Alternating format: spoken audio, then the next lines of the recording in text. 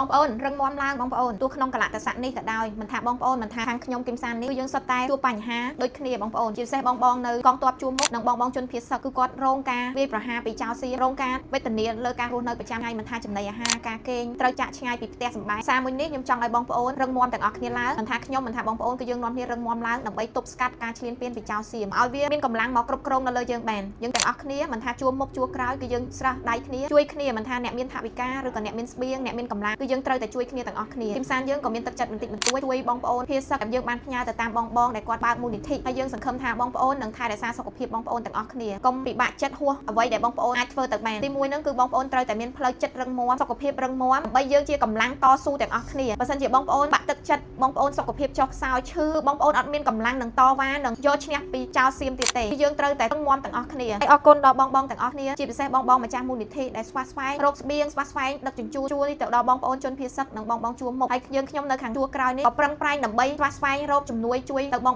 ដូចគ្នាអញ្ចឹងថ្ងៃនេះដើម្បីកាត់បន្ថយ stress ឬក៏កាត់បន្ថយភាពតានតឹងនៅលើរាងកាយបងប្អូនគួរតែអនុវត្តវិធីនេះដើម្បីកាត់បន្ថយភាពតានតឹងដើម្បីថែរក្សាផ្លូវចិត្តផ្លូវរាងកាយបងប្អូនរឹងមាំបងប្អូនមកអនុវត្ត3វិធីនេះជាមួយនាងខ្ញុំទាំងអស់គ្នាបងប្អូនព័ត៌មានកំពុងតែផ្ទុះខ្លាំងមែនទែនខ្ញុំយល់ពីអារម្មណ៍មួយនឹងនៅពេលដែលបងប្អូនឃើញព័ត៌មានតែច្រើនទៅច្រើនត្រូវគឺអារម្មណ៍បងប្អូនកាន់តែតានតឹងជាពិសេសបងប្អូនចាប់ផ្ដើមមានអារម្មណ៍ថាតឹងពីក្បាលនេះរហូតមកដល់ស្មានេះតែម្ដងអញ្ចឹងបងប្អូនគួរតែអនុវត្តវិធីនេះដើម្បីជួយបន្ថយការតានតឹងនោះគឺជួយរក្សាអារម្មណ៍បងប្អូនឲ្យល្អមកវិញបងប្អូនកុំទុកអាភាពតានតឹងភាព stress តបប្រមល់នឹងឲ្យនៅជាមួយបងប្អូនយូរបងប្អូនត្រូវតែអនុវត្តវិធីនេះជាមួយខ្ញុំចំនួន3នាទីរាល់ពេលដែលបងប្អូនមានភាពតានតឹងអញ្ចឹងដំបូងឡើយគឺយើងធ្វើការម៉ាស្សានៅលើផ្នែកជើងសក់នេះចាអញ្ចឹងបងប្អូនអោនបន្តិចមកចាហើយបងប្អូនស្ទាបរកចំណុចទន់ចា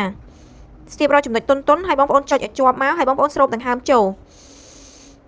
ហើយនៅពេលដែលបងប្អូនងើយឡើងលើចាហើយយើងធ្វើការអូសបញ្ចេញបន្តិចហើយយើងផ្លុំខ្យល់ចេញចាហើយយើងធ្វើការម៉ាស្សាថ្នមនៅលើផ្នែកហ្នឹងយើងធ្វើការអូសបញ្ចេញនៅតាមប្រព័ន្ធប្រសាទចុះមកខាងក្រៅបន្តិចគឺយើងមិនមែនចុចនៅស្ងៀមទេបងប្អូនគឺយើងធ្វើការចុចបដិញវាចេញមកបែបនេះចាឥឡូវយើងធ្វើម៉ាស្សាទៀតយើងរកចំណុចដែលតឹងរឹងហ្នឹងហើយមួយទៀតគឺយើងស្រូបដង្ហើមចូលហើយបងប្អូនធ្វើការងើយចាហើយបងធ្វើការបំបែកហើយផ្លុំខ្យល់ចេញហើយសំខាន់ជាងគេហ្នឹងយើងកុំព្យាយាមគិតអីផ្សេងទាំងអស់គឺយើងព្យាយាមប្រមូលអារម្មណ៍ហើយបធូរភាពតានតឹងហ្នឹងទៅតាមដង្ហើមរបស់យើងចាអញ្ចឹងយើងធ្វើវិធីហ្នឹងទៅមកចំនួន30ទៅ40វិនាទីបងប្អូនបន្ទាប់មកគឺយើងពុត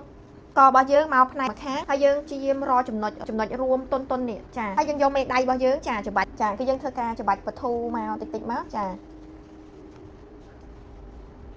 ហើយបងប្អូនកុំភ្លេចបធូរដង្ហើមចាគឺយើងធ្វើម្ខាងនេះ15វិនាទីហើយបន្ទាប់មកយើងដូរមកម្ខាងទៀតគឺបងប្អូនកុំច្បាច់ខ្លាំងណាចាគឺយើងចម្រាច់ថ្នមមួយយើងប្រើកម្លាំងតែពាក់កណ្ដាលបានហើយបងប្អូនព្យាយាមរកចំណុចណាដែលតឹងខ្លាំងបងប្អូនច្បាច់បធូរវាមួយចាកុំខ្លាំងពេកហើយក៏កុំយូរពេកចាអូខេបន្ទាប់ពីយើងធ្វើហើយមានអារម្មណ៍ថារាងស្រឡះស្មាមែនតើចាវិធីបន្ទាប់ហ្នឹងគឺបងប្អូនរុញចង្កាចូលក្នុងហើយព្យាយាមស្រូបដង្ហើមចូល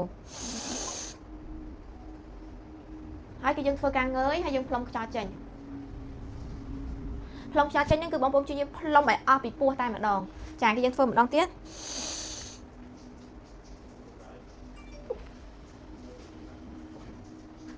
គឺយើងអាចធ្វើរបៀបនេះរយៈពេល30ទៅ40វិនាទីដូចគ្នាហើយជាចុងក្រោយហ្នឹងគឺបងប្អូនអាចអនុវត្តវិធីដង្ហើមមួយទៀតគឺយើងដៃឲ្យស្របនឹងជើងរបស់យើងបែបនេះមកហើយស្មារបស់យើងគឺយើងព្យាយាមស្រូបដង្ហើមចូលឲ្យអស់ចាឲ្យធំបន្ទាប់មកគឺយើងធ្វើការបធូរដូចគ្នាតោះបងប្អូនមកធ្វើមួយខ្ញុំ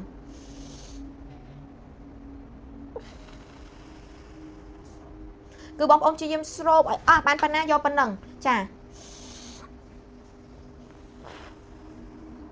ពេលដែលបងប្អូនស្រូបមក4វិនាទីបងប្អូនទុករយៈពេល3វិនាទីហើយចាំយើងផ្លុំចេញវិញ7ទៅ8វិនាទីចាបងប្អូនធ្វើសារដើមទៅមកឲ្យបាន40វិនាទីបងប្អូនរឹងមាំឡើងយើងត្រូវតែថែរក្សាសុខភាពផ្លូវកាយនិងផ្លូវអារម្មណ៍របស់យើងជាពិសេសផ្លូវចិត្តហ្នឹងគឺឲ្យរឹងមាំឡើងដើម្បីស្ដារសេដ្ឋកិច្ចប្រទេសជាតិយើងឲ្យរឹងមាំរីកចម្រើនជាងប្រទេសសៀមហ្នឹងទៀតតែប្រទេសជាតិយើងរឹងមាំប្រទេសជាតិយើងមានអ្វីគ្រប់សពអស់ហើយគឺយើងអាចទប់ស្កាត់ពីការឈ្លានពានរបស់សៀមបានហើយអរគុណ